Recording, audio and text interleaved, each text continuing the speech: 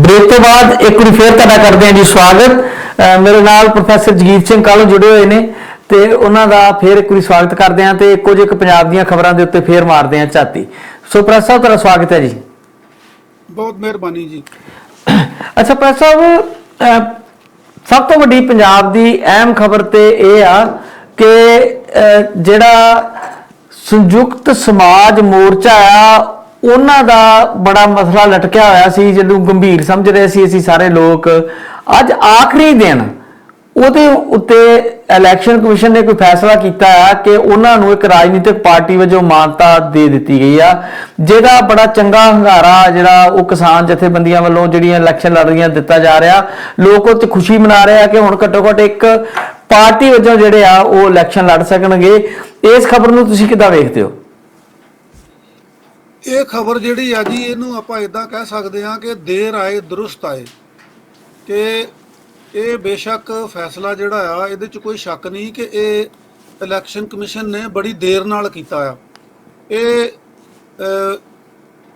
ਸੰਯੁਕਤ ਸਮਾਜ ਮੋਰਚੇ ਵੱਲੋਂ ਇਹ ਦੋਸ਼ ਲਾਏ ਜਾਂਦੇ ਆ ਭਈ ਇਹ ਕੁਝ ਪੋਲੀਟੀਕਲ ਪਾਰਟੀਆਂ ਜਿਹੜੀਆਂ ਆ ਉਹਨਾਂ ਦੀ ਇਹ ਕਾਰਸਤਾਨੀ ਆ, ਉਹਨਾਂ ਨੇ ਦਖਲ ਦੇ ਕੇ ਤੇ ਇਹ ਪਹਿਲਾਂ ਤਾਂ ਇਹ ਸਥਿਤੀ ਬਣ ਗਈ ਸੀਗੀ ਕਿ ਸ਼ਾਇਦ ਸੰਯੁਕਤ ਸਮਾਜ ਮੋਰਚੇ ਨੂੰ ਇੱਕ ਰਾਜਨੀਤਿਕ ਪਾਰਟੀ ਦੇ ਤੌਰ ਤੇ ਮਾਨਤਾ ਮਿਲਣ ਦੇ ਜਿਹੜੇ ਅਸਾਰ ਆ ਉਹ ਖਤਮ ਹੋ ਗਏ ਆ। ਤੇ ਉਹ ਅੱਜ ਇਹ ਜੇ ਇਲੈਕਸ਼ਨ ਕਮਿਸ਼ਨ ਨੇ ਫੈਸਲਾ ਕੀਤਾ ਆ ਤਾਂ ਜਿਵੇਂ ਮੈਂ ਪਹਿਲਾਂ ਕਿਹਾ ਕਿ ਇਹ ਬਹੁਤ ਦੇਰੀ ਨਾਲ ਕੀਤਾ ਗਿਆ ਫੈਸਲਾ ਆ, ਕਿਉਂਕਿ ਇਹਦੇ ਨਾਲ ਸੰਯੁਕਤ ਸਮਾਜ ਮੋਰਚੇ ਨੂੰ ਕਾਫੀ ਨੁਕਸਾਨ ਪਹਿਲਾਂ ਹੀ ਹੋ ਚੁੱਕਾ ਆ। ਕਿਉਂਕਿ ਬਹੁਤ ਸਾਰੀਆਂ ਜਿਹੜੀਆਂ ਧਿਰਾਂ ਆ, ਖਾਸ ਕਰਕੇ ਜਿਨ੍ਹਾਂ ਨੂੰ ਇਹ ਖਤਰਾ ਆ ਕਿ ਸੰਯੁਕਤ ਸਮਾਜ ਮੋਰਚਾ ਸਾਡੀਆਂ ਵੋਟਾਂ ਨੂੰ ਖੋਰਾ ਲਾਏਗਾ, ਸਾਡੀਆਂ ਵੋਟਾਂ ਤੋੜੇਗਾ, ਉਹਨਾਂ ਦੇ ਵਿੱਚ ਇਹ ਪਹਿਲਾਂ ਖੁਸ਼ੀ ਦੀ ਲਹਿਰ ਸੀਗੀ ਕਿ ਹੁਣ ਜਿੰਨੇ ਮਰਜ਼ੀ ਇਹਨਾਂ ਨੇ ਕੈਂਡੀਡੇਟ ਖੜੇ ਕੀਤੇ ਹੋਣ ਉਹ ਸਾਰੇ ਦੇ ਸਾਰੇ ਆਜ਼ਾਦ ਹੋਣਗੇ ਤੇ ਆਜ਼ਾਦ ਹੋਣ ਦੀ ਹਸੀਅਤ ਦੇ ਵਿੱਚ ਉਹਨਾਂ ਨੂੰ ਵੱਖਰੇ ਵੱਖਰੇ ਚੋਣ ਨਿਸ਼ਾਨ ਮਿਲਣਗੇ। ਤੇ ਇਹ ਚੀਜ਼ਾਂ ਜਿਹੜੀਆਂ ਇਹ ਸੰਯੁਕਤ ਸਮਾਜ ਮੋਰਚੇ ਦੇ ਖਿਲਾਫ ਜਾਂਦੀਆਂ ਸੀਗੀਆਂ। ਪਰੰਤੂ ਸੰਯੁਕਤ ਸਮਾਜ ਮੋਰਚਾ ਲਗਾਤਾਰ ਇਸ ਗੱਲ ਲਈ ਯਤਨਸ਼ੀਲ ਰਿਹਾ। ਪਹਿਲਾਂ ਜਿਹੜੇ ਇਤਰਾਜ਼ ਲਾਏ ਗਏ ਸੀਗੇ, ਜਿਵੇਂ ਆਪਾਂ ਕੱਲ ਵੀ ਡਿਸਕਸ ਕੀਤਾ ਸੀਗਾ ਕਿ ਉਹਨਾਂ ਵਿੱਚ ਕੁਝ ਇਤਰਾਜ਼ ਜਿਹੜੇ ਆ, ਕੁਝ ਕੀ ਬਹੁਤੇ ਇਤਰਾਜ਼ ਜਿਹੜੇ ਆ ਉਹ ਸਿਰਫ ਇਤਰਾਜ਼ ਲਾਉਣ ਦੀ ਖਾਤਰ ਇਤਰਾਜ਼ ਲਾਏ ਗਏ ਸੀਗੇ, ਟਾਈਮ ਲੇਟ ਕਰਨ ਦੀ ਖਾਤਰ। ਉਹ ਸੰਯੁਕਤ ਸਮਾਜ ਮੋਰਚੇ ਦੀ ਜਿਹੜੀ ਲੀਗਲ ਟੀਮ ਹੈਗੀ ਆ, ਉਹਨਾਂ ਨੇ ਸਾਰੇ ਉਹਦੇ ਜਵਾਬ ਦੇ ਦਿੱਤੇ ਸੀਗੇ ਔਰ ਡੈਪੂਟੇਸ਼ਨ ਵੀ ਜਿਹੜਾ ਉਹ ਸੰਯੁਕਤ ਸਮਾਜ ਮੋਰਚੇ ਦਾ ਇਲੈਕਸ਼ਨ ਕਮਿਸ਼ਨ ਨੂੰ ਮਿਲਿਆ ਸੀਗਾ। ਸੋ ਇਹ ਇਲੈਕਸ਼ਨ ਕਮਿਸ਼ਨ ਦਾ ਦੇਰ ਨਾਲ ਕੀਤਾ ਭਾਵੇਂ ਫੈਸਲਾ ਹੈ, ਪਰ ਇਹ ਦਰੁਸਤ ਆ। ਇਹ ਇਸ ਗੱਲੋਂ ਵੀ ਦਰੁਸਤ ਆ ਕਿ ਜਿਹੜੀ ਭਾਰਤੀ ਚੋਣ ਕਮਿਸ਼ਨ ਦੀ ਸਾਖ ਹੈਗੀ ਆ ਉਹ ਇਹਦੇ ਨਾਲ ਵਧੀ ਆ। ਜੇ ਇਹ ਮਾਨਤਾ ਨਾ ਦਿੱਤੀ ਜਾਂਦੀ ਤਾਂ ਚੋਣ ਕਮਿਸ਼ਨ ਦੀ ਸਾਖ ਜਿਹੜੀ ਆ ਉਹ ਘਟਣੀ ਸੀਗੀ। ਲੋਕਾਂ ਦੇ ਵਿੱਚ ਇਹ ਪ੍ਰਭਾਵ ਜਾਣਾ ਸੀਗਾ ਕਿ ਚੋਣ ਕਮਿਸ਼ਨ ਕੋਈ ਆਜ਼ਾਦ ਅਦਾਰਾ ਨਹੀਂ ਹੈ, ਇਹ ਸਰਕਾਰੀ ਅਦਾਰਾ ਆ, ਸਰਕਾਰ ਦੇ ਹੁਕਮਾਂ ਦੇ ਮੁਤਾਬਕ ਚੱਲਦਾ ਆ, ਰਾਜਨੀਤਿਕ ਪਾਰਟੀਆਂ ਦੇ ਹਿਸਾਬ ਨਾਲ ਚੱਲਦਾ ਆ। ਸੋ ਹੁਣ ਜਿੱਥੇ ਇਹ ਮੈਂ ਸਮਝਣਾ ਵੀ ਇੱਕ ਡੈਮੋਕ੍ਰੈਟਿਕ ਫੈਸਲਾ ਆ, ਡੈਮੋਕ੍ਰੇਸੀ ਨੂੰ ਮਜ਼ਬੂਤ ਕਰਨ ਵਾਲਾ ਫੈਸਲਾ ਆ ਕਿ ਇੱਕ ਜਿਹੜੀ ਕਨਸਟੀਟਿਊਸ਼ਨ ਬਾਡੀ ਹੈਗੀ ਆ ਇਲੈਕਸ਼ਨ ਕਮਿਸ਼ਨ ਵਰਗੀ, ਉਹ ਆਜ਼ਾਦਾਨਾ ਤੌਰ ਤੇ ਫੈਸਲੇ ਲੈਂਦੀ ਆ, ਇਹ ਪ੍ਰਭਾਵ ਜਾਏਗਾ। ਔਰ ਸੰਯੁਕਤ ਸਮਾਜ ਮੋਰਚੇ ਦੇ ਵਿੱਚ ਖੁਸ਼ੀ ਦੀ ਲਹਿਰ ਜਿਹੜੀ ਆ ਉਹ ਆਉਣੀ ਲਾਜ਼ਮੀ ਆ, ਕਿਉਂਕਿ ਇਹਦੇ ਨਾਲ ਉਹਨਾਂ ਨੂੰ ਲਾਜ਼ਮੀ ਤੌਰ ਤੇ ਜਿਹੜਾ ਫਾਇਦਾ ਆ, ਇਮੀਡੀਏਟਲੀ ਤਾਂ ਫਾਇਦਾ ਇਹ ਹੋਏਗਾ ਕਿ ਉਹਨਾਂ ਦੇ ਸਾਰੇ ਉਮੀਦਵਾਰ ਜਿਹੜੇ ਆ ਉਹ ਆਜ਼ਾਦ ਉਮੀਦਵਾਰ ਦੇ ਥਾਂ ਇੱਕ ਰਾਜਨੀਤਿਕ ਪਾਰਟੀ ਦੇ ਉਮੀਦਵਾਰ ਸਮਝੇ ਜਾਣਗੇ ਜੀ। ਤੇ ਦੂਜਾ ਇਹ ਆ ਕਿ ਇਹ ਉਹਨਾਂ ਨੂੰ ਇੱਕ ਟੈਂਪਰੇਰੀ ਸਿੰਬਲ ਮਿਲੇਗਾ, ਜਿਹੜਾ ਉਹਨਾਂ ਨੂੰ ਚੋਣ ਨਿਸ਼ਾਨ ਕੋਈ ਵੀ ਮਿਲੇਗਾ ਤੇ ਉਹਨਾਂ ਦੀ ਵੋਟਾਂ ਦੀ ਜਿਹੜੀ ਪਰਸੈਂਟੇਜ ਆ ਉਹਦੇ ਆਧਾਰ ਦੇ ਉੱਤੇ ਉਹਨਾਂ ਨੂੰ ਉਹ ਸਿੰਬਲ ਜਿਹੜਾ ਉਹ ਪੱਕੇ ਤੌਰ ਤੇ ਵੀ ਮਿਲ ਸਕਦਾ ਆ ਸੋ ਇਹਦੇ ਨਾਲ ਜਿੱਥੇ ਇਲੈਕਸ਼ਨ ਕਮਿਸ਼ਨ ਦੀ ਸਾਖ ਡਿੱਗ ਰਹੀ ਸੀਗੀ, ਜਿੱਦਣ ਤੱਕ ਕਿਸਾਨਾਂ ਨੂੰ ਇਨਕਾਰ ਕੀਤਾ ਜਾ ਰਿਹਾ ਸੀਗਾ, ਉਹ ਇੱਕ ਪਾਸੇ ਇਲੈਕਸ਼ਨ ਕਮਿਸ਼ਨ ਦੀ ਸਾਖ ਜਿਹੜੀ ਆ ਉਹ ਵੀ ਰਹਿ ਗਈ, ਔਰ ਦੂਜੇ ਪਾਸੇ ਜਿਹੜੀ ਸੰਯੁਕਤ ਸਮਾਜ ਮੋਰਚਾ ਰਾਜਨੀਤਿਕ ਧਿਰ ਆ ਉਹਨਾਂ ਨੂੰ ਇਹਦਾ ਡੈਫੀਨੇਟਲੀ ਲਾਭ ਹੋਏਗਾ। ਔਰ ਅੱਜ ਦੀ ਤਰੀਕ ਦੇ ਵਿੱਚ ਹੀ ਗਿੱਲ ਸਾਹਿਬ ਉਹਨਾਂ ਦਾ ਗ੍ਰਾਫ ਜਿਹੜਾ ਹੈਗਾ ਉਹ ਕੱਲ ਨਾਲੋਂ ਉੱਪਰ ਆ ਗਿਆ ਹੋਣਾ ਜੀ। ਬਿਲਕੁਲ। ਅਜੇ ਪ੍ਰੋਫੈਸਰ ਸਾਹਿਬ ਇਸ ਗੱਲ ਦੀ ਕਲੈਰੀਫਿਕੇਸ਼ਨ ਆਉਣੀ ਬਾਕੀ ਆ ਕਿ ਜਿਹੜਾ ਸਿੰਬਲ ਉਹਨਾਂ ਨੂੰ ਮਿਲਣਾ ਆ ਉਹਦੇ ਬਾਰੇ ਕੀ ਫੈਸਲਾ ਜਿਹੜਾ ਇਲੈਕਸ਼ਨ ਕਮਿਸ਼ਨ ਲੈਂਦਾ। ਵੈਸੇ ਉਹਨਾਂ ਦੀ ਟੀਮ ਜਿਹੜੀ ਆ ਉਹ ਲੱਗੀ ਹੋਈ ਆ, ਤੇ ਸ਼ਾਇਦ ਇਸ ਤਰ੍ਹਾਂ ਦੀ ਕੋਈ ਸੰਭਾਵਨਾ ਬਣ ਰਹੀ ਆ ਕਿ ਜਿਹੜੇ 3 ਉਹਨਾਂ ਚੋਣ ਨਿਸ਼ਾਨ ਮੰਗੇ ਸੀਗੇ, ਟਰੈਕਟਰ ਦੇ ਮਗਰ ਟਰਾਲੀ ਜਾਂ ਕੱਲੀ ਟਰਾਲੀ, ਉਹਨਾਂ ਨੂੰ ਛੱਡ ਕੇ ਕੋਈ ਇੱਕ ਵੱਖਰਾ, ਕਿਸਾਨਾਂ ਨੇ ਕਿਹਾ ਹੈ ਕਿ ਕਿਸਾਨੀ ਨਾਲ ਜੁੜਿਆ ਜਿਹੜਾ ਵੀ ਕੋਈ ਚਿੰਨ੍ਹ ਇਲੈਕਸ਼ਨ ਕਮਿਸ਼ਨ ਨੂੰ ਚੰਗਾ ਲੱਗਦਾ ਹੋਵੇ ਉਹ ਸਾਡੇ ਉਮੀਦਵਾਰਾਂ ਨੂੰ ਸਾਰਿਆਂ ਨੂੰ ਇੱਕੋ ਜਗ੍ਹਾ ਤੋਂ ਉਹ ਦੇ ਦੇਵੇ। ਮਤਲਬ ਹੁਣ ਕਿਸਾਨਾਂ ਦੀ ਕੋਈ ਅੜੀ ਨਹੀਂ ਹੈ ਕਿ ਅਸੀਂ ਟਰਾਲੀ ਲੈਣੀ ਆ ਜਾਂ ਟਰੈਕਟਰ ਲੈਣਾ, ਕਿਸਾਨੀ ਵਾਲਾ ਕੋਈ ਸਿੰਬਲ, ਯਾਨੀ ਕਿ ਸਿੱਟਾ ਹੋ ਸਕਦਾ ਆ, ਕੱਲੀ ਦਾਤਰੀ ਹੋ ਸਕਦੀ ਆ, ਹਾਲ ਹੋ ਸਕਦਾ, ਕੋਈ ਵੀ ਇੱਕ ਇੱਦਾਂ ਦਾ ਜਿਹੜਾ ਸੂਟ ਕਰਦਾ ਹੋਵੇ ਜਾਂ ਜਿਹੜਾ ਉਹਨੂੰ ਲੱਗਦਾ ਹੋਵੇ ਕਿ ਪਹਿਲਾਂ ਨਹੀਂ ਦਿੱਤਾ ਹੋਇਆ ਕਿਸੇ ਨੂੰ। ਤੇ ਕਿਸਾਨਾਂ ਨੇ ਬਹੁਤ ਵਧੀਆ ਇੱਕ ਇਹ ਵੀ ਫੈਸਲਾ ਲਿਆ ਕਿ ਕੋਈ ਵੀ ਜਿਹੜਾ ਸਾਨੂੰ ਚਿੰਨ੍ਹ ਮਿਲ ਜੇ ਅਸੀਂ ਉਹਦੇ ਦੇ ਉੱਤੇ ਇਕੱਠੇ ਚੋਣ ਲੜਨ ਲਈ ਤਿਆਰ ਹਾਂ, ਤੇ ਉਹਦੇ ਲਈ ਲੀਗਲ ਟੀਮ ਯਤਨ ਕਰ ਰਹੀ ਆ। ਉਮੀਦ ਕੀਤੀ ਜਾ ਸਕਦੀ ਆ ਕਿ ਇਲੈਕਸ਼ਨ ਕਮਿਸ਼ਨ ਇੱਦਾਂ ਦੀ ਵੀ ਕੋਈ ਜਿਹੜੀ ਆ ਉਹ ਡਿਸੀਜਨ ਦੇ ਸਕਦਾ ਹੈ, ਤੇ ਉਹਨਾਂ ਨੂੰ ਸਾਰਿਆਂ ਨੂੰ ਚੋਣ ਕਮਿਸ਼ਨ ਵੱਲੋਂ ਇੱਕ ਸਾਂਝਾ ਨਿਸ਼ਾਨ ਮਿਲ ਸਕਦਾ ਹੈ ਜਿਹਦਾ ਨਿਸ਼ਚਿਤ ਤੌਰ ਤੇ ਉਹਨਾਂ ਨੂੰ ਲਾਭ ਹੋਏਗਾ। ਮੈਂ ਕੋਈ ਕਾਨੂੰਨੀ ਐਕਸਪਰਟ ਨਹੀਂ ਗਿੱਲ ਸਾਹਿਬ, ਹਾਂਜੀ, ਪਰ ਮੈਂ ਕਾਮਨ ਸੈਂਸ ਦੇ ਆਧਾਰ ਤੇ ਇਹ ਗੱਲ ਕਹਿਣਾ ਆ ਭਈ ਜਦੋਂ ਸੰਯੁਕਤ ਸਮਾਜ ਮੋਰਚੇ ਨੂੰ ਇੱਕ ਰਾਜਨੀਤਿਕ ਪਾਰਟੀ ਦੇ ਤੌਰ ਤੇ ਮਾਨਤਾ ਦੇ ਦਿੱਤੀ ਗਈ ਆ ਜੀ, ਤਾਂ ਉਹਨੂੰ ਇਲੈਕਸ਼ਨ ਸਿੰਬਲ ਜਿਹੜਾ ਹੈਗਾ, ਚੋਣ ਨਿਸ਼ਾਨ ਵੀ ਲਾਜ਼ਮੀ ਦਿੱਤਾ ਜਾਏਗਾ। ਉਹਦਾ ਹੁਣ ਪ੍ਰੋਸੀਜਰ ਕੀ ਹੋਏਗਾ, ਕਿਵੇਂ ਹੋਏਗਾ, ਇਹ ਜਿਹੜੀ ਲੀਗਲ ਟੀਮ ਹੈਗੀ ਆ SSM ਦੀ, ਉਹ ਜਾਂ ਸਰਕਾਰ ਜਿਹੜੀ ਸਰਕਾਰ ਨਹੀਂ, ਚੋਣ ਕਮਿਸ਼ਨ ਜਿਹੜਾ ਹੈਗਾ ਉਹ ਮੇਰਾ ਖਿਆਲ ਫੈਸਲਾ ਕਰਨਗੇ। ਤੇ ਹੁਣ ਕਿਉਂਕਿ ਮਾਨਤਾ ਇੱਕ ਰਾਜਨੀਤਿਕ ਪਾਰਟੀ ਦੇ ਤੌਰ ਤੇ ਮਿਲੀ ਆ, ਸੋ ਉਹਨੂੰ ਹੁਣ ਕੱਲਿਆਂ ਨੂੰ ਸਿੰਬਲ ਦੇਣ ਦੀ ਬਜਾਏ ਇਹਦਾ ਕੋਈ ਇਹੋ ਹੀ ਤਰੀਕਾ ਨਿਕਲੇਗਾ ਕਿ ਜਿਹੜੇ ਵੀ SSM ਦੇ ਕੈਂਡੀਡੇਟ ਆ ਉਹਨਾਂ ਦਾ ਚੋਣ ਨਿਸ਼ਾਨ ਜਿਹੜਾ ਵੀ ਉਹਨਾਂ ਨੂੰ ਮਿਲਦਾ ਹੈਗਾ, ਜਿਵੇਂ ਤੁਸੀਂ ਕਿਹਾ ਬਈ ਉਹਨਾਂ ਦੀ ਮੰਗ ਆ ਕਿ ਕਿਸਾਨੀ ਨਾਲ ਸੰਬੰਧਿਤ ਸਾਨੂੰ ਕੋਈ ਵੀ ਸਿੰਬਲ ਦੇ ਦਿੱਤਾ ਜਾਏ, ਭਾਵੇਂ ਹਲ ਦੇ ਦਿੱਤਾ ਜਾਵੇ, ਭਾਵੇਂ ਬਲਦ ਦੇ ਦਿੱਤਾ ਜਾਵੇ, ਭਾਵੇਂ ਕੋਈ ਹੋਰ ਕਿਸਾਨੀ ਨਾਲ ਸੰਬੰਧਿਤ ਜਿਹੜੇ ਸੰਦ ਹੈਗੇ ਆ ਉਹ ਦੇ ਦਿੱਤੇ ਜਾਣ। ਸੋ ਇਹ ਮੈਨੂੰ ਲੱਗਦਾ ਗਿੱਲ ਸਾਹਿਬ, ਮੈਂ ਕਾਮਨ ਸੈਂਸ ਦੇ ਆਧਾਰ ਤੇ ਗੱਲ ਕਰਦਾ, ਕਾਨੂੰਨੀ ਤੌਰ ਤੇ ਨਹੀਂ ਗੱਲ ਕਰਦਾ, ਕਿ ਇਹ ਕੋਈ ਰਾਹ ਕੱਢਿਆ ਜਾਏਗਾ ਜਦੋਂ ਇਲੈਕਸ਼ਨ ਕਮਿਸ਼ਨ ਨੇ, ਕਿਉਂਕਿ ਇਲੈਕਸ਼ਨ ਕਮਿਸ਼ਨ ਕੋਲ ਬਹੁਤ ਸਾਰੀਆਂ ਪਾਵਰਸ ਹੈਗੀਆਂ ਆ, ਬਲਕਿ ਸਾਰੀ ਐਡਮਿਨਿਸਟ੍ਰੇਸ਼ਨ ਵੀ ਤੁਹਾਨੂੰ ਪਤਾ ਵੀ ਉਹਨਾਂ ਦੇ ਅੰਡਰ ਹੋ ਜਾਂਦੀ ਆ ਜਦੋਂ ਚੋਣਾਂ ਦਾ ਐਲਾਨ ਹੋ ਜਾਂਦਾ ਨਾ। ਤੇ ਇਸ ਕਰਕੇ ਮੈਨੂੰ ਲੱਗਦਾ ਇਹ ਆ ਕਿ ਪੂਰੀ ਡਿਟੇਲ ਅਸੀਂ ਕੱਲ ਨੂੰ ਦੱਸ ਦੇਵਾਂਗੇ, ਮਤਲਬ ਪੰਜਾਬ ਤੋਂ ਜਾਣਕਾਰੀ ਲੈ ਵੀ ਲਵਾਂਗੇ, ਪਰ ਮੇਰੀ ਕਾਮਨ ਸੈਂਸ ਇਹ ਕਹਿੰਦੀ ਆ ਭਈ ਚੋਣ ਨਿਸ਼ਾਨ ਜ਼ਰੂਰ ਮਿਲੇਗਾ, ਕਿਉਂਕਿ ਇੱਕ ਰਜਿਸਟਰਡ ਪਾਰਟੀ ਜਿਹੜੀ ਆ ਜਿਹਦੀ ਰਜਿਸਟ੍ਰੇਸ਼ਨ ਹੋ ਗਈ ਆ, ਜਿਹਨੂੰ ਮਾਨਤਾ ਮਿਲ ਗਈ ਆ, ਤੇ ਇਹਦੇ ਨਾਲ ਗਿੱਲ ਸਾਹਿਬ ਡੈਫੀਨੇਟਲੀ ਜਿੱਦਾਂ ਰਜਿਸਟ੍ਰੇਸ਼ਨ ਹੋਣ ਨਾਲ SSM ਨੂੰ ਲਾਭ ਪਹੁੰਚਿਆ ਆ, ਇਸੇ ਤਰ੍ਹਾਂ ਜਦੋਂ ਇੱਕ ਕਾਮਨ ਸਿੰਬਲ ਜਿਹੜਾ ਉਹ ਮਿਲ ਜੇਗਾ ਤਾਂ ਫਿਰ ਇਹਨੂੰ ਹੋਰ ਵੀ ਲਾਭ ਹੋਏਗਾ। ਤੇ ਇਹ ਆਉਣ ਵਾਲੇ ਦਿਨਾਂ ਦੇ ਵਿੱਚ ਗੱਲ ਜਿਹੜੀ ਹੈ ਸਪਸ਼ਟ ਹੋ ਜਾਏਗੀ, ਤੇ ਆਪਾਂ ਇਸ ਗੱਲ ਲਈ ਫਿਰ ਇਲੈਕਸ਼ਨ ਕਮਿਸ਼ਨ ਦੀ ਜਿਹੜੀ ਆ ਉਹ ਐਪਰੀਸੀਏਸ਼ਨ ਇਸ ਗੱਲੋਂ ਕਰਦੇ ਆ ਕਿ ਉਹਨੇ ਨਾ ਕੇਵਲ ਡੈਮੋਕ੍ਰੇਸੀ ਦੇ ਹੱਕ ਦੇ ਵਿੱਚ ਫੈਸਲਾ ਕੀਤਾ ਆ, ਬਲਕਿ ਆਪਣੀ ਜਿਹੜੀ ਸਾਖ ਹੈਗੀ ਆ ਉਹ ਵੀ ਬਚਾਈ ਆ ਕਿ ਇਲੈਕਸ਼ਨ ਕਮਿਸ਼ਨ ਆਜ਼ਾਦਾਨਾ ਤੌਰ ਤੇ ਫੈਸਲੇ ਲੈਂਦਾ ਹੈ। ਦਸਾਂਝ ਸਾਹਿਬ, ਵੈਸੇ ਕਿਸੇ ਪੋਲੀਟੀਕਲ ਲੀਡਰ ਨੇ ਜਾਂ ਕਿਸੇ ਪੋਲੀਟੀਕਲ ਪਾਰਟੀ ਨੇ ਤੇ ਇਸ ਗੱਲ ਤੇ ਇਤਰਾਜ਼ ਨਹੀਂ ਕੀਤਾ, ਪਰ ਮੈਨੂੰ ਥੋੜ੍ਹਾ ਜਿਹਾ ਇੱਕ ਗੱਲ ਨਜ਼ਰ ਆ ਰਹੀ ਹੈ, ਜਿਵੇਂ ਤੁਸੀਂ ਕਹਿ ਰਹੇ ਹੋ ਕਿ ਜਦੋਂ ਇੱਕ ਵਾਰ ਇਲੈਕਸ਼ਨ ਡਿਕਲੇਅਰ ਹੋ ਜਾਂਦੀ ਆ, ਕੁਝ ਹੁਣ ਇੱਕ ਦੀ ਸਟੇਟ 'ਚ ਵੀ ਨਹੀਂ ਹੋ ਰਹੀ, 5 ਸਟੇਟਾਂ 'ਚ ਇਲੈਕਸ਼ਨ ਜਦੋਂ ਸਾਈਮਲਟੇਨੀਅਸਲੀ ਹੋ ਰਹੀ ਆ, ਤਾਂ ਇੱਕ ਬੜਾ ਵੱਡਾ ਹਿੱਸਾ ਹੁੰਦਾ ਨਾਰਥ ਇੰਡੀਆ ਦੀ, ਮੇਰੇ ਖਿਆਲ ਜੇ ਵੇਖਿਆ ਜਾਵੇ ਤੇ ਜਿਹਦੇ ਵਿੱਚ UP, ਪੰਜਾਬ, ਹਿਮਾਚਲ ਤੇ ਇਹ ਸਾਰੇ ਖਿੱਤੇ ਆ ਜਾਂਦੇ ਆ, ਉੱਥੇ ਇਲੈਕਸ਼ਨ ਹੋ ਰਹੀ ਆ ਤਾਂ ਇੱਕ ਕਾਫੀ ਮਤਲਬ ਇਲਾਕਾ ਵੱਡਾ ਆ ਜਿਹਦੇ ਵਿੱਚ ਇਲੈਕਸ਼ਨ ਚੱਲ ਰਹੀ ਆ। ਤੇ ਜਦੋਂ ਇਹਨਾਂ ਦਿਨਾਂ ਦੇ ਵਿੱਚ ਪੂਰੀ ਦੀ ਪੂਰੀ ਐਡਮਿਨਿਸਟ੍ਰੇਸ਼ਨ ਜਿੱਦਾਂ ਤੁਸੀਂ ਦੱਸ ਰਹੇ ਹੋ ਕਿ ਇਲੈਕਸ਼ਨ ਕਮਿਸ਼ਨ ਦੇ ਅੰਡਰ ਆ ਜਾਂਦੀ ਆ, ਪਰ ਕੇਂਦਰ ਦੀ ਸਰਕਾਰ ਐਨ ਇਸ ਮੌਕੇ ਤੇ ਬਜਟ ਲੈ ਕੇ ਆਉਂਦੀ ਆ।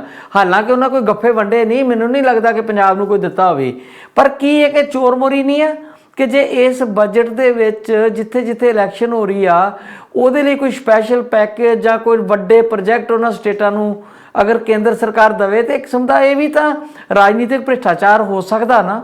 ਪਰ ਇਹ ਕਿਸੇ ਨੇ ਮਸਲਾ ਉਠਾਇਆ ਨਹੀਂ, ਪਰ ਮੇਰੇ ਦਿਮਾਗ 'ਚ ਆ ਰਿਹਾ ਸੀ, ਮੈਂ ਤੁਹਾਡੇ ਨਾਲ ਸਾਂਝੀ ਕਰ ਰਿਹਾ। ਇਹ ਬਿਲਕੁਲ ਤੁਹਾਡੀ ਗੱਲ ਦਰੁਸਤ ਆ ਜੀ। ਇੱਥੋਂ ਤੱਕ ਕਿ ਜਿਹੜੇ ਚੋਣ ਲੜ ਰਹੇ ਉਮੀਦਵਾਰ ਹੁੰਦੇ ਆ ਨਾ, ਹਾਂਜੀ, ਉਹਨਾਂ ਦੇ ਖਿਲਾਫ ਜੇ ਕੋਈ ਅਪਰਾਧਿਕ ਮਾਮਲੇ ਵੀ ਆ ਨਾ ਤਾਂ ਉਹ ਵੀ ਚੋਣਾਂ ਤੱਕ ਜਿਹੜੇ ਆ ਉਹਦੇ ਤੇ ਕੋਈ ਕਾਰਵਾਈ ਨਹੀਂ ਕੀਤੀ ਜਾਂਦੀ। ਜੀ, ਜਿੱਦਾਂ ਹੁਣ ਬੈਂਸ ਨੂੰ ਮਿਲ ਗਈ ਜੀ। ਹਾਂਜੀ ਹਾਂਜੀ, ਬੈਂਸ ਉਹਨਾਂ ਨੂੰ ਮਿਲੀ ਆ, ਮਜੀਠੀਆ ਨੂੰ ਵੀ ਮਿਲੀ ਆ ਜੀ। ਹਾਂਜੀ, ਉਹ ਚੋਣਾਂ ਤੋਂ ਬਾਅਦ ਤੱਕ ਕਰ ਦਿੱਤਾ ਉਹਨਾਂ ਨੇ, ਜਿਹਦਾ ਸਾਫ਼ ਮਤਲਬ ਇਹ ਆ ਕਿ ਇਲੈਕਸ਼ਨਾਂ ਦੇ ਦੌਰਾਨ ਕੋਈ ਕਾਰਵਾਈ ਨਹੀਂ ਹੋ ਸਕਦੀ। ਇਹ ਗੱਲ ਮੇਰੇ ਵੀ ਦਿਮਾਗ 'ਚ ਆ ਰਹੀ ਸੀਗੀ, ਮੈਂ ਤੁਹਾਡੇ ਨਾਲ ਸਗੋਂ ਸਾਂਝੀ ਵੀ ਕਰਨੀ ਸੀਗੀ, ਤੁਸੀਂ ਚੰਗਾ ਕੀਤਾ ਇਹ ਉਠਾਤੀ ਆ। ਜਦੋਂ ਗਿੱਲ ਸਾਹਿਬ ਗੰਗਾ ਦੀ ਗੱਲ ਹੁੰਦੀ ਹੈਗੀ ਆ ਤੇ ਗੰਗਾ ਜਿਹੜੀ ਆ ਉਹ ਬਹੁਤਾ ਜਿਹੜਾ ਉਹਦਾ ਵਹਿਣ ਹੈਗਾ ਉਹ ਯੂਪੀ ਦੇ ਵਿੱਚ ਆ, ਔਰ ਜਿਹੜੀ ਗੰਗਾ ਦੀ ਪਵਿੱਤਰਤਾ ਆ ਜਿਹਨੂੰ ਅਸੀਂ ਸੰਗਮ ਕਹਿੰਦੇ ਆ, ਤ੍ਰਿਵਾਣੀ ਆ ਜਿੱਥੇ ਤਿੰਨ ਨਦੀਆਂ ਇਕੱਠੀਆਂ ਹੁੰਦੀਆਂ ਆ, ਉਹ ਇਲਾਹਾਬਾਦ ਜਿਹੜਾ ਆ ਉਹ ਵੀ ਯੂਪੀ ਦੇ ਵਿੱਚ ਪੈਂਦਾ ਆ। ਸੋ ਇਹ ਤੁਹਾਡੀ ਗੱਲ ਬਿਲਕੁਲ ਦਰੁਸਤ ਹੈਗੀ ਆ ਕਿ ਇਹ ਇੱਕ ਰਾਜਨੀਤਿਕ ਭ੍ਰਿਸ਼ਟਾਚਾਰ ਹੀ ਨਹੀਂਗਾ, ਇਹ ਸਗੋਂ ਮੈਂ ਸਮਝਣਾ ਵੀ ਇਲੈਕਸ਼ਨ ਦੇ ਜਿਹੜੇ ਕਾਨੂੰਨ ਆ, ਜਿਹੜੀਆਂ ਇਲੈਕਸ਼ਨ ਕਮਿਸ਼ਨ ਦੀਆਂ ਪਾਵਰਸ ਆ, ਉਹਨਾਂ ਦੀ ਉਲੰਘਣਾ ਵੀ ਆ। ਔਰ ਇਹਦੇ ਉੱਤੇ ਜ਼ਰੂਰ ਸਾਡੇ ਨੇਤਾਵਾਂ ਨੂੰ ਬੋਲਣਾ ਵੀ ਚਾਹੀਦਾ, ਬਲਕਿ ਉਹਨਾਂ ਨੂੰ ਚਾਹੀਦਾ ਆ ਵੀ ਇਹਦੇ ਸਬੰਧ ਦੇ ਵਿੱਚ ਜੇ ਕੋਈ ਕਾਨੂੰਨੀ ਚਾਰਾ ਜੋ ਵੀ ਹੋਵੇ ਇਲੈਕਸ਼ਨ ਕਮਿਸ਼ਨ ਨੂੰ ਮਿਲਣ ਦੀ ਗੱਲ ਹੋਵੇ, ਉਹ ਜ਼ਰੂਰ ਕੀਤਾ ਜਾਵੇ ਕਿ ਜਦੋਂ ਇਹਨਾਂ ਰਾਜਾਂ ਦੇ ਵਿੱਚ ਚੋਣਾਂ ਦਾ ਐਲਾਨ ਹੋ ਚੁੱਕਾ ਆ, ਜਿਹੜੀ ਚੋਣ ਪ੍ਰਕਿਰਿਆ ਉਹ ਸ਼ੁਰੂ ਹੋ ਚੁੱਕੀ ਆ, ਤਾਂ ਅਜਿਹੇ ਮੌਕੇ ਦੇ ਉੱਤੇ ਇਹਨਾਂ ਰਾਜਾਂ ਦੇ ਵਿੱਚ ਕਿਸੇ ਵੀ ਕਿਸਮ ਦੀ ਕੋਈ ਖਰਾਇਤ, ਕੋਈ ਰਿਆਇਤ ਦੇਣੀ ਆ। ਖਾਸ ਕਰਕੇ ਜਿਹੜੇ ਗੰਗਾ ਦੇ ਨਾਲ ਦੀ ਗੱਲ ਕੀਤੀ ਆ, ਉਹ ਅਸਲ ਦੇ ਵਿੱਚ ਖੇਤੀ ਦੀ ਤਾਂ ਕੋਈ ਗੱਲ ਹੀ ਨਹੀਂ ਗੀ, ਉਹ ਤਾਂ ਗੰਗਾ ਮਈਆ ਦਾ ਜੋ ਲੋਕਾਂ ਦੇ ਵਿੱਚ ਸਤਿਕਾਰ, ਵਿਸ਼ਵਾਸ, ਆਸਥਾ ਆ, ਉਹਨੂੰ ਐਕਸਪਲੋਇਟ ਕਰਨ ਵਾਲੀ ਗੱਲ ਆ। ਔਰ ਇਹ ਤੁਹਾਡਾ ਨੁਕਤਾ ਬਿਲਕੁਲ ਵਾਜਬ ਆ ਬਈ ਇਹਦੇ ਤੇ ਜ਼ਰੂਰ ਰਾਜਨੀਤਿਕ ਪਾਰਟੀਆਂ ਨੂੰ, ਰਾਜਨੀਤਿਕ ਨੇਤਾਵਾਂ ਨੂੰ, ਖਾਸ ਕਰਕੇ ਜਿਹੜੇ ਆਪੋਜੀਸ਼ਨ 'ਚ ਆ, ਉਹਨਾਂ ਨੂੰ ਇਲੈਕਸ਼ਨ ਕਮਿਸ਼ਨ ਤੱਕ ਪਹੁੰਚ ਕਰਨੀ ਚਾਹੀਦੀ ਆ, ਔਰ ਜਿਹੜੀ ਵੀ ਚਾਰਾਜੋਈ ਹੋ ਸਕਦੀ ਹੋਵੇ ਉਹ ਕਰਨੀ ਚਾਹੀਦੀ ਆ, ਕਿਉਂਕਿ ਇਹ ਇਲੈਕਸ਼ਨ ਕਮਿਸ਼ਨ ਦੀਆਂ ਜਿਹੜੀਆਂ ਧਾਰਾਵਾਂ ਆ, ਜਿਹੜਾ ਕਾਨੂੰਨ ਆ, ਉਹਦੀ ਘੋਰ ਉਲੰਘਣਾ ਆ। ਜੀ ਬਿਲਕੁਲ ਜੀ। ਅੱਛਾ, ਹੁਣ ਜੇ ਆਪਾਂ ਪੰਜਾਬ ਦੀਆਂ ਦੋ ਤਿੰਨ ਅਹਿਮ ਖਬਰਾਂ ਨੇ, ਇੱਕ ਤਾਂ ਖਬਰ ਇਹ ਆ ਕਿ ਕਿਹਾ ਜਾਂਦਾ ਹੈ ਕਿ ਸੀਐਮ ਦੇ ਚਿਹਰੇ ਨੂੰ ਲੈ ਕੇ ਕਾਂਗਰਸ ਵਿੱਚ ਜਿਹੜੀ ਜਦੋਜਹਿਦ ਚੱਲ ਰਹੀ ਹੈ ਉਹ ਬੜੀ ਤਿੱਖੀ ਹੁੰਦੀ ਜਾ ਰਹੀ ਆ। ਇੱਕ ਪਾਸੇ ਅੱਜ ਬਿਆਨ ਆ ਰਿਹਾ ਆ ਨਵਜੋਤ ਸਿੱਧੂ ਹੋਰਾਂ ਦਾ ਕਿ ਪੰਜਾਬ ਵਿੱਚ ਕਾਂਗਰਸ ਨੂੰ ਸਿਰਫ ਕਾਂਗਰਸ ਹੀ ਹਰਾ ਸਕਦੀ ਆ, ਹੋਰ ਕੋਈ ਨਹੀਂ ਹਰਾ ਸਕਦਾ। ਦੂਜੇ ਪਾਸੇ ਇਹ ਕਿਹਾ ਜਾ ਰਿਹਾ ਹੈ ਕਿ ਜਿਹੜੀਆਂ ਅਖੀਰਲੇ ਸਮੇਂ ਤੱਕ ਕੋਈ ਸੀਟਾਂ ਦਾ ਫੈਸਲਾ ਅਜੇ ਵੀ ਲਟਕਵਾਂ ਰੱਖਿਆ ਹੋਇਆ ਸੀਗਾ, ਕਿਹਾ ਜਾ ਰਿਹਾ ਸੀ ਕੋਈ ਕੈਂਡੀਡੇਟ ਬਦਲ ਦਾਂਗੇ, ਜਿਵੇਂ ਕਿ ਆਦਮਪੁਰ ਵਾਲੀ ਸੀਟ 'ਤੇ ਹੋਇਆ, KP ਨਾਲ ਹੋਇਆ ਜਿਸ ਤਰ੍ਹਾਂ, ਅਤੇ ਉਹ ਰਿਸ਼ਤੇ 'ਚੋਂ ਕੁੜਮ ਵੀ ਲੱਗਦੇ ਨੇ ਚੰਨੀ ਹੋਰਾਂ ਦੇ। ਅਤੇ ਇੱਕ ਪਾਸੇ ਕੱਲ੍ਹ ਜਦੋਂ ਖਬਰ ਆਈ ਪਰਸੋਂ, ਯਾਨੀ ਕਿ ਚੰਨੀ ਹੋਰੀ ਦੋ ਜਗ੍ਹਾ ਤੋਂ ਲੜਨਗੇ, ਅਤੇ ਇਹਦਾ ਅਰਥ ਇਹ ਲੈ ਗਏ ਜਰਨਲਿਸਟ ਵੱਲੋਂ ਕਿ ਚੰਨੀ ਨੂੰ ਇੱਕ ਤਰ੍ਹਾਂ ਦਾ ਸੰਕੇਤ ਦੇ ਦਿੱਤਾ ਗਿਆ ਕਿ ਭਵਿੱਖ ਦਾ ਮੁੱਖ ਮੰਤਰੀ ਉਹ ਹੋਏਗਾ। ਦੂਜੇ ਪਾਸੇ ਜਦੋਂ ਉਹਨਾਂ ਦੇ ਕੁੜਮ ਨੂੰ ਟਿਕਟ ਨਹੀਂ ਮਿਲਦੀ ਅਤੇ ਉਹਨਾਂ ਨਾਲ ਬਹੁਤ ਬੁਰੀ ਕੀਤੀ ਜਾਂਦੀ ਹੈ, ਉਹਨਾਂ ਨੂੰ ਕਿਹਾ ਜਾਂਦਾ ਕਿ ਤੁਸੀਂ ਜਾਓ, ਜਾ ਕੇ ਆਪਣੇ ਪੇਪਰ ਫਾਈਲ ਕਰੋ ਅਤੇ ਤੁਹਾਨੂੰ ਉੱਥੇ ਲੈਟਰ ਮਿਲ ਰਹੀ ਆ। ਅਤੇ ਜਿਹੜਾ ਦੂਜੇ ਪਾਸੇ ਕੋਈ ਮਿਸਟਰ ਕੋਟਲੀ ਜਿਹਨੂੰ ਟਿਕਟ ਮਿਲੀ ਆ, ਦੋਨੇ ਇੱਕੋ ਟਾਈਮ ਸ਼ਾਮਲ ਹੁੰਦੇ ਆ SDM ਦੇ ਦਫ਼ਤਰ ਦੇ ਵਿੱਚ ਪੇਪਰ ਫਾਈਲ ਕਰ ਲਈ, ਅਤੇ ਐਨ 10 ਮਿੰਟ ਪਹਿਲੋਂ KP ਹੋਰਾਂ ਨੂੰ ਸੁਨੇਹਾ ਆ ਜਾਂਦਾ ਜੀ ਨਹੀਂ, ਟਿਕਟ ਦੂਜੀ ਧਿਰ ਨੂੰ ਹੀ ਗਈ ਆ। ਅਤੇ ਕਿਹਾ ਜਾਂਦਾ ਹੈ ਕਿ ਇਹਦੇ ਪਿੱਛੇ ਨਵਜੋਤ ਸਿੱਧੂ ਦਾ ਪੂਰਾ ਜ਼ੋਰ ਲੱਗਾ ਹੋਇਆ ਸੀ ਕਿ KP ਨੂੰ ਟਿਕਟ ਨਹੀਂ ਮਿਲਣੀ ਚਾਹੀਦੀ। ਸੋ ਇੱਦਾਂ ਦੀ ਜਿਹੜੀ ਇਹ ਲੜਾਈ ਚੱਲ ਰਹੀ ਆ, ਤੇ ਦੂਜੇ ਪਾਸੇ ਨਵਜੋਤ ਸਿੱਧੂ ਨੂੰ ਘੇਰਨ ਲਈ ਵੱਡੇ ਉਪਰਾਲੇ ਕੀਤੇ ਗਏ ਆ। ਇੱਕ ਪਾਸੇ ਤਾਂ ਬਿਕਰਮ ਮਜੀਠੀਆ ਨੂੰ ਖੜਾ ਕੀਤਾ ਗਿਆ ਤੇ ਦੂਜੇ ਪਾਸੇ ਜਿਹੜੀ ਭਾਰਤੀ ਜਨਤਾ ਪਾਰਟੀ ਆ ਉਹ ਵੀ ਇੱਕ IAS ਅਫਸਰ ਨੂੰ ਲਿਆਈ ਆ ਔਰ ਉਹ ਸ਼ਡਿਊਲ ਕਾਸਟ ਅਫਸਰ ਆ। ਔਰ ਤੁਸੀਂ ਸ਼ਾਇਦ ਜਾਣਦੇ ਹੋਗੇ ਚੰਗੀ ਤਰ੍ਹਾਂ, ਤੁਹਾਡਾ ਵੀ ਇਲਾਕਾ ਉਹੀ ਆ ਕਿ ਜਿਹੜਾ ਹਲਕਾ ਪੂਰਬੀ ਆ ਉਹਦੇ ਵਿੱਚ ਕਾਫੀ ਸਾਰਾ ਏਰੀਆ ਜਿਹੜਾ ਜਿਹਨੂੰ ਖਾਸ ਕਰਕੇ ਮਕਬੂਲਪੁਰਾ ਜਾਂ ਜਿਹੜੀ ਵਿਧਵਾਵਾਂ ਦੀ ਕਲੋਨੀ ਕਹਿੰਦੇ ਆ, ਉਹ ਕੁਝ ਇੱਕ ਬਸਤੀਆਂ ਜਿਹੜੀਆਂ ਨੇ ਪੂਰੀਆਂ ਦੀਆਂ ਪੂਰੀਆਂ ਉਹ ਦਲਿਤ ਭਾਈਚਾਰੇ ਨਾਲ ਸੰਬੰਧਿਤ ਲੋਕਾਂ ਦੀਆਂ ਨੇ।